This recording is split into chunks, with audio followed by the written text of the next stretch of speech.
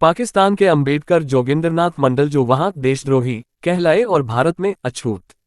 पाकिस्तान में धार्मिक कट्टरता के उदय और उसके प्रसार के लिए पूर्व सैन्य तानाशाह जनरल जिया उल हक की सरकार और उसके बाद मुस्लिम कट्टरपंथियों की ताकत को जिम्मेदार ठहराया जाता है।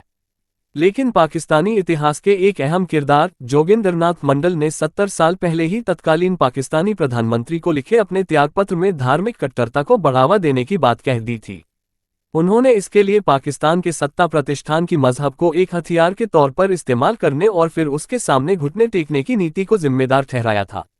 पाकिस्तान के संस्थापक मोहम्मद अली जिन्ना ने जोगिंदरनाथ मंडल को पाकिस्तान की संविधान सभा के पहले सत्र की अध्यक्षता की जिम्मेदारी दी थी। वह पाकिस्तान के पहले कानून मंत्री भी बने। जोगिंदरनाथ मंडल बंगाल के दलित समुदाय से थे। भारत के बंटवारे से पहले बंगाल की राजनीति में केवल ब्रिटिश उपनिवेशवाद से आज़ादी एक महत्वपूर्ण मुद्दा नहीं था, बल्कि कुछ लोगों की नज़र में उससे भी ज्यादा अहम मुद्दा बंगाल में जमींदारी व्यवस्था की चक्की में पिसने वाले किसानों का था। इनमें ज्यादातर मुसलमान थे। उनके बाद दलित थे, जिन्हें शूद्र भी कहा जाता था, लेकिन अंग्रेजों के समय में उन्हें अनुसूचित जाति कहा जाने लगा था। जमींदारों में से अधिकांश हिंदू ब्राह्मण और कायस्थ थे, जिन्हें स्थानीय भाषा में भद्रलोक कहा जाता था। अविभाजित बंगाल की कुल जनसंख्या 5 करोड़ 10 लाख थी। इनमें 80 लाख दलितों समेत हिंदुओं की कुल आबादी 2 करोड़ 20 लाख थी, जबकि मुसलमानों की आबादी लगभग 2 करोड़ 80 लाख थी। उच्च जाति के हिंदुओं यानी भद्रलोक की कुल आबादी 30 लाख थी। इस तरह बंगाल में मुसलमानों की आबादी 54% थी, उसके बाद दलित और फिर हिंदू ब्राह्मण थे। ईसाई और अन्य धर्मों के मानने वाले बहुत कम तादाद में थे। दलितों में सबसे बड़ा जातीय समूह महर्षियों का था। इनकी आबादी 35 लाख थी। इसके बाद नामशूद्र आते थे। जोगिंदरनाथ मंडल इसी समूह से संबंधित थे। उन्होंने बंटवारे से पहले की राजनीति में दलितों को मुस्लिम लीग से जोड़ा था। बंगाल के नामशूद्र 1930 के दशक से ही मुस्लिम लीग के मजबूत सहयोगी बन गए थे। पाकिस्तान की संविधान सभा की पहली बैठक 11 अगस्त 1947 को हुई थी। औपचारिक स्वतंत्रता से 3 दिन पहले, जब भारत और पाकिस्तान ने 14 और 15 अगस्त की दरमियानी रात को स्वतंत्रता प्राप्त की, तब तक मुस्लिम लीग दलितों के साथ संबंधों को एक सांचे में ढाल चुकी थी। भारत और पाकिस्तान दोनों के पहले कानून मंत्री दलित थे। इसके बाद जब भारत में संविधान लिखने की प्रक्रिया शुरू हुई तो नेहरू ने अपने मंत्रिमंडल ने एक गैर कांग्रेसी दलित नेता डॉक्टर भीमराव आम्बेडकर को जगह दी और देश का पहला कानून मंत्री बनाया। उन्हें देश के संविधान का मसौदा तैयार करने की जिम्मेदारी सौंपी गई। पाकिस्तान के संस्थापक जिन्ना का पहला भाषण सिर्फ उनकी एक परिकल्पना नहीं थी, बल्कि यह एक राजनीतिक रणनीति भी थी। उसी रणनीति के तहत उन्होंने अपने भाषण से पहले बंगाल के एक हिंदू दलित नेता जोगिंदरनाथ मंडल से संविधान सभा के पहले सत्र की अध्यक्षता करवाई थी। यह अलग बात है कि अब पाकिस्तान की नेशनल असेंबली की वेबसाइट पर पहले अध्यक्ष के तौर पर मंडल का नाम मौजूद नहीं है। कौन थे जोगिंदरनाथ मंडल? मंडल का जन्म बंगाल के एक कस्बे बाकरगंज में एक किसान परिवार में हुआ था। उनके पिता चाहते थे कि घर में कुछ हो या न हो, उनका बेटा शिक्षा जरूर हासिल करे। मंडल की शिक्षा का खर्च उनके बेऔलाद चाचा ने उठाया। एक स्थानीय स्कूल में पढ़ने के बाद उन्होंने बंगाल के बारिसाल के सबसे अच्छे शिक्षण संस्थान बृजमोहन कॉलेज में दाखिला लिया। बारिसाल पूर्वी बंगाल का एक शहर था जो बाद में पूर्वी पाकिस्तान बन गया था। अपनी शिक्षा पूरी करने के बाद उन्होंने बारिसाल की नगरपालिका से अपने राजनीतिक सफर की शुरुआत की। उन्होंने निचले तबके के लोगों के हालात सुधारने के लिए संघर्ष शुरू किया। वह भारत के बंटवारे के पक्ष में नहीं थे, लेकिन उन्होंने महसूस किया कि उच्च जाति के हिंदुओं सवर्णों के बीच रहने से शूद्रों की स्थिति में सुधार नहीं हो सकता। इसलिए पाकिस्तान दलितों के लिए एक बेहतर अवसर हो सकता है। जब उन्होंने जिन्ना के आश्वासन के बाद पाकिस्तान जाने का फैसला किया तो उन्हें उनके सहयोगी और भारत के उस समय के सबसे बड़े दलित नेता डॉक्टर भीमराव रामजी अंबेडकर ने चेताया था। तकदीर का खेल ऐसा हुआ कि डॉक्टर अंबेडकर भारत के पहले कानून मंत्री बने और जोगिंदरनाथ मंडल पाकिस्तान के पहले कानून मंत्री बने। कुछ साल बाद दोनों को ही अपने पद से त्यागपत्र देना पड़ा। मंडल ने 8 अक्टूबर 1950 को इस्तीफा दे दिया, जबकि अंबेडकर ने 27 सितंबर 1951 को त्यागपत्र दे दिया। दोनों के बीच फर्क ये था कि मंडल ने हताशा में त्यागपत्र दे दिया था। वो पाकिस्तान का संविधान बनते हुए नहीं देख सके, जबकि अंबेडकर ने जनवरी 1950 में भारत के संविधान को पूरा करके अपनी ऐतिहासिक भूमिका निभाई। संविधान का मसौदा तैयार होने के बाद अंबेडकर ने हिंदू विरासत कानून में लड़कों के साथ लड़कियों को भी संपत्ति में बराबर का अधिकार दिलाने के लिए कानून बनाने की कोशिश की। इसमें नाकाम रहने पर उन्होंने त्यागपत्र दे दिया। जिन्ना का 11 अगस्त का भाषण और अल्पसंख्यक इतिहासकारों का मानना है कि 11 अगस्त 1947 को पाकिस्तान के संस्थापक और देश के पहले गवर्नर जनरल मोहम्मद अली जिन्ना ने संविधान सभा की पहली बैठक में अध्यक्ष के तौर पर अपने भाषण में पाकिस्तान के भविष्य का खाका पेश करते हुए रियासत को मजहब से अलग रखने का ऐलान किया था। उसी भाषण में जिन्ना ने ये भी कहा था कि समय के साथ हिंदू अब हिंदू नहीं रहेंगे और मुसलमान मुसलमान नहीं रहेंगे। धार्मिक रूप से नहीं, क्योंकि धर्म एक निजी मामला है, बल्कि राजनीतिक रूप से एक देश के नागरिक होने के नाते। जिन्ना ने यह भी कहा था, हम एक ऐसे दौर की तरफ जा रहे हैं जब किसी के साथ भेदभाव नहीं किया जाएगा। एक समुदाय को दूसरे पर कोई वरीयता नहीं दी जाएगी। किसी भी जाति या नस्ल के साथ भेदभाव नहीं किया जाएगा।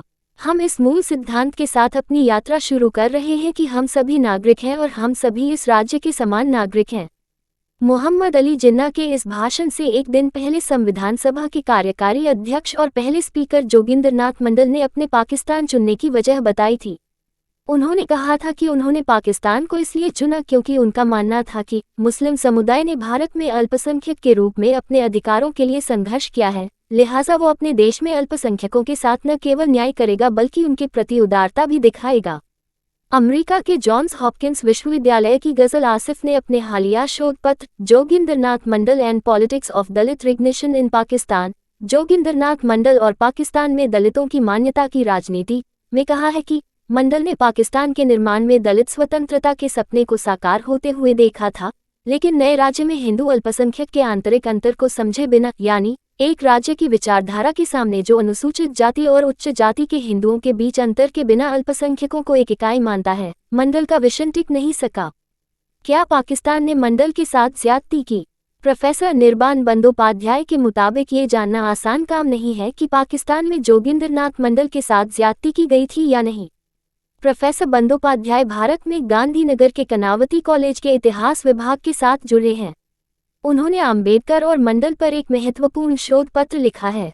वो कहते हैं, इसका सही जवाब तभी दिया जा सकता है जब कोई इतिहासकार पाकिस्तान के आर्काइव्स में रखे दस्तावेज खंगाले।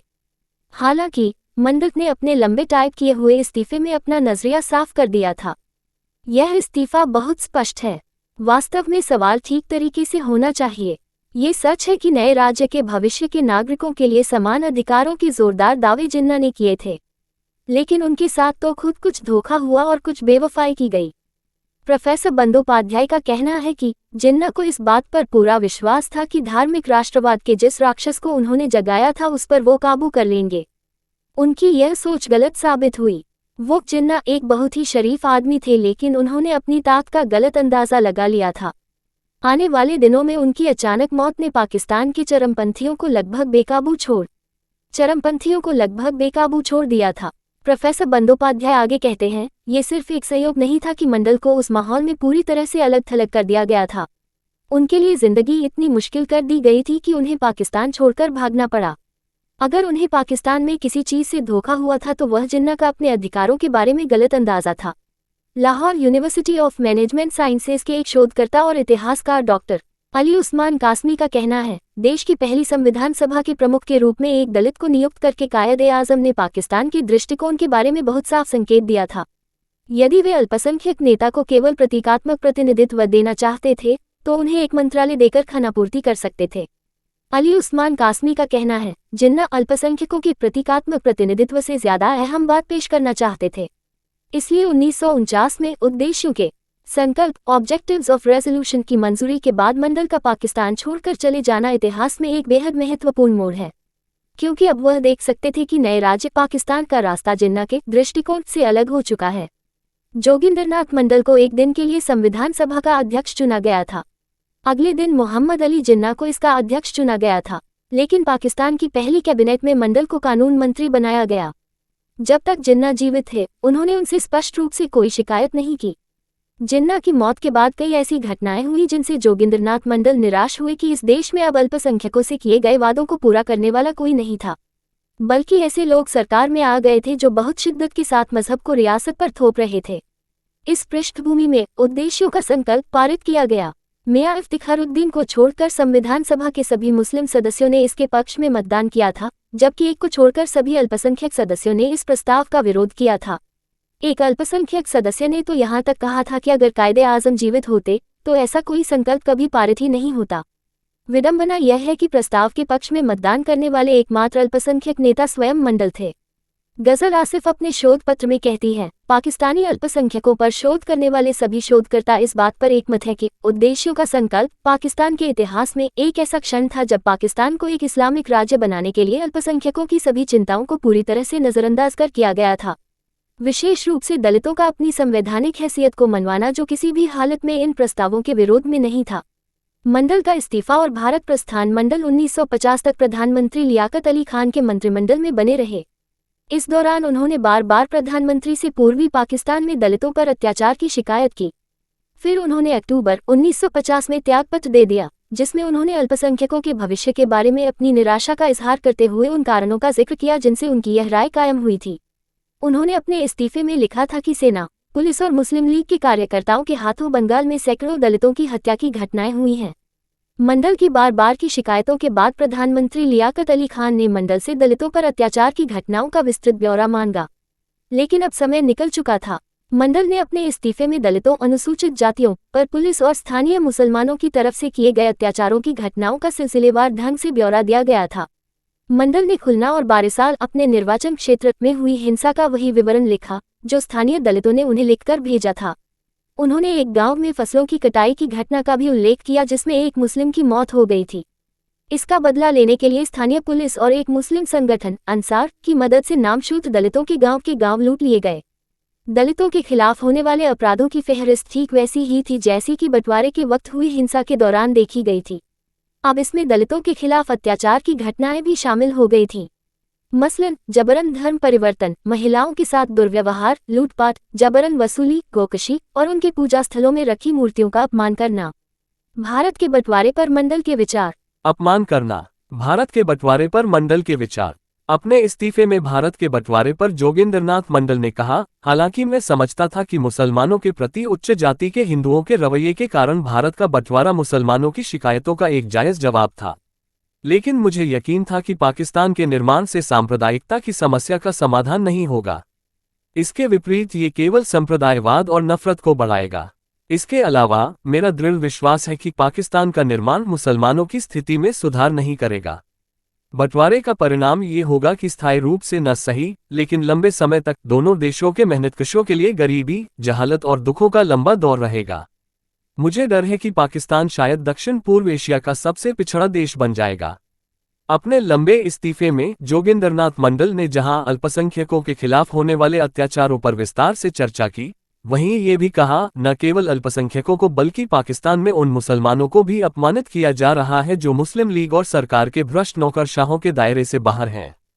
पाकिस्तान ने मंडल को देशद्रोही कहा। जोगेंद्रनाथ मंडल का त्यागपत्र नए पाकिस्तानी राज्य के लिए एक बड़ा राजनीतिक संकट बन गया था।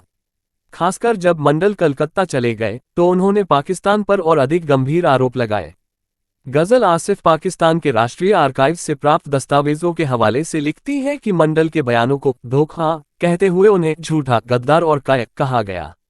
उनके बेटे जगदीश चंद्र मंडल ने प्रोफेसर अनिर्बान बंदोपाध्याय से कहा था कि जब उनके पिता कराची में रहते थे तब भी उनके मंत्री रहते ही उन्हें पूरी तरह अलग थलग कर दिया गया था। वे आगे बताते हैं, उन्होंने पाकिस्तान में जिन्ना पर भरोसा किया और दलितों के बेहतर भविष्य की उम्मीद में भारत में अपना सब कुछ त्याग दिया, लेकिन जिन्ना के बाद उसी पाकिस्तान में उन्हें राजनीतिक रूप से अछूत बना दिया गया। भारत में राजनीतिक अछूत। जब मंडल ने इस्तीफा दिया और 1950 में पाकिस्तान छोड़कर भारत के बंगाल राज्य में शिफ्ट हो गए तो उन्हें अपनी ही जाति के लोगों ने भी शक की निगाहों से देखा, क्योंकि वह पाकिस्तान से आए थे। हालांकि पाकिस्तान जाने से पहले वो भारत में दलितों के सबसे बड़े नेता डॉक्टर आम्बेडकर के सहयोगी रहे थे, लेकिन अब मंडल का समर्थन करने वाला कोई नहीं था। मंडल ने बंटवारे से पहले 1946 में डॉक्टर आम्बेडकर को अपने प्रभाव वाले एक निर्वाचन क्षेत्र से इंडियन लेजिस्लेटिव काउंसिल संविधान सभा का सदस्य बनवाने में अहम भूमिका निभाई थी। लेकिन जब 1950 में मंडल भारत लौटे तो वह अब न केवल एक अछूत दलित थे बल्कि वो एक राजनीतिक अछूत भी बन गए थे। पूर्व मंत्री का झुग्गी में निवास 1950 में पाकिस्तान से भारत आने के बाद 1968 तक उन्होंने अपना अधिकांश समय कलकत्ता के एक बेहद पिछड़े इलाके में बिताया। ये तत्कालीन प्रसिद्ध रविंद्र सरोवर या डकारिया झील का दलदली क्षेत्र था। पहले यहाँ दलित झुग्गियाँ थीं। मंडल उन्हीं झुग्गियों में रहा करते थे। अब यहाँ की जमीन सूख जाने के बाद अमीर लोगों के लिए कॉलोनी बन गई है। इस क्षेत्र के लोग बहुत बुरी हालत में रहते थे। मंडल ने भी बेहद गरीबी में दिन बिताए। उनकी झुग्गी के सामने हमेशा दलितों का तांता लगा रहता था ताकि वे उनकी समस्याओं को हल कर सकें। इनमें से अधिकांश मुद्दे नौकरियों से संबंधित थे, लेकिन जिन दलितों को पूर्वी पाकिस्तान में प्रताड़ित किया गया और पश्चिम बंगाल में पलायन के लिए मजबूर किया गया, उनके पुनर्वास संबंधी गंभीर समस्याएं थीं। ये लोग लुटी पिटी हालत में कलकत्ता पहुंचे थे। इन शरणार्थियों को भारत सरकार ने उतनी सुविधाएं नहीं दी थीं जितनी भारत सरकार ने पाकिस्तानी पंजाब से आए लोगों को दी थीं। जोगन अली मुल्ला मंडल एक प्रसिद्ध व्यक्ति तो थे, लेकिन अब उनके पास लोगों की समस्याएं दूर करने के लिए न तो संसाधन ही थे और न ही उनका राजनीतिक प्रभाव बाकी रह गया था। पाकिस्तान के साथ अपने पिछले संबंधों के कारण ऊंची जाति के हिंदुओं ने उन्हें बंटवारे और उनके मौजूदा हालात के लिए जिम्मेदार ठहराया। उच्च जाति के हिंदू उनका मजाक उड़ाते और उन्हें जोगिंदरनाथ मंडल की जगह जोगन अली मुल्ला कहकर पुकारते थे। प्रोफेसर बंदोपाध्याय का कहना है कि सभी प्रमुख राजनीतिक दलों ने उनसे बहुत सावधानी से दूरी बनाए रखी। यहाँ तक कि जब वह अपनी हैसियत याद करते हुए और अपनी जाति के लोगों की समस्याओं को हल करने की मांग करते हुए बंगाल के मुख्यमंत्री या भारत के प्रधानमंत्री या अन्य अधिकारियों को पत्र लिखते थे, तो कभी कभी अधिकारी उन्हें मुलाकात का मौका दे देते थे, लेकिन उनकी शिकायतों को शायद ही कभी हल किया गया था। हालांकि उन्होंने कभी हार नहीं मानी। उस वक्त भी उनमें नौजवानों जैसी हिम्मत थी। चुनावी राजनीति। प्रोफेसर बंदोपाध्याय के अनुसार 1950 में वे 46 और मृत्यु के समय 64 वर्ष के थे। वह कहीं से कुछ संसाधन जुटाकर चुनाव लड़ते रहे। उन्होंने 4 बार चुनाव लड़ा, लेकिन चारों बार उनकी जमानत जब्त हुई। उन्होंने एक छोटा समाचार पत्र या पत्रिका प्रकाशित करने की भी कोशिश की, लेकिन छोटा पाठक वर्ग होने की वजह से उन्हें इसमें भी कामयाबी नहीं मिली। उनके अपने कई साथी और अनुयायी उनका आंदोलन छोड़ के देश की प्रमुख पार्टियों में शामिल हो गए थे। बंदोपाध्याय कहते हैं, अब उनके पास सरपरस्ती करने के लिए कुछ भी नहीं बचा था। उदाहरण के लिए उनके अनुयायियों में से एक अबुरबल मजूमदार ने एक विपक्षी पार्टी के टिकट पर चुनाव लड़ा और उसने उन्हें आसानी से हरा दिया। उन्होंने दलित पार्टी महेशिया समाज के साथ गठबंधन बनाने की भी कोशिश की, लेकिन 1950 के बाद बंगाल में निचली जातियों के अधिकारों की राजनीति की अपील बेहद कमजोर पड़ चुकी थी, या यूं कहें कि खत्म हो गई थी। मंडल हर बुराई के लिए जिम्मेदार। जब किसी के खिलाफ हवा चलती है तो लोग उसकी अच्छाइयां छीन लेते हैं और उसमें वो बुराइयां भी डाल देते हैं जो उसमें नहीं होती हैं। अब आम लोग भी 1943 के बंगाल अकाल के लिए मंडल को दोषी ठहरा रहे थे, क्योंकि वह ख्वाजा नाजिमुद्दीन की तत्कालीन सरकार में नागरिक आपूर्ति मंत्री थे। हालांकि कुछ शोधकर्ता अब अकाल के लिए चचिल को दोषी मानते हैं। बाद में उन्हें 1946 के हिंदू मुस्लिम दंगों के लिए दोषी ठहराया गया, जो कि जिन्ना के डायरेक्ट एक्शन के ऐलान के बाद शुरू हुआ था। इसमें 5 से 10 हजार तक लोग मारे गए थे।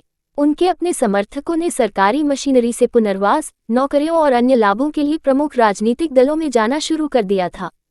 हालांकि सभी इतिहासकार इस बात से सहमत हैं कि मंडल ने कभी हार नहीं मानी। वह एक मेहनती आदमी थे। उन्होंने राजनीति में अपनी जगह के लिए लड़ना जारी रखा और निचली जातियों के अधिकारों की हमेशा आवाज बने रहे। संघर्ष की इसी यात्रा के दौरान उनकी मृत्यु हो गई। रहस्यमय मौत या हत्या। एमहर्स्ट कॉलेज में साउथ एशियन स्टडीज के प्रोफेसर द्वापान सेन अपनी किताब the decline of the caste question, Jogendranath Mandal and defeat of Dalit politics in Bengal में इशारा करते हैं कि भारत लौटने के बाद भी उनकी राजनीति उच्च जाति के हिंदुओं के वर्चस्व के लिए खतरा थी, चाहे वो कांग्रेस, हिंदू महासभा या फिर कम्युनिस्ट पार्टी के ब्राह्मण थे।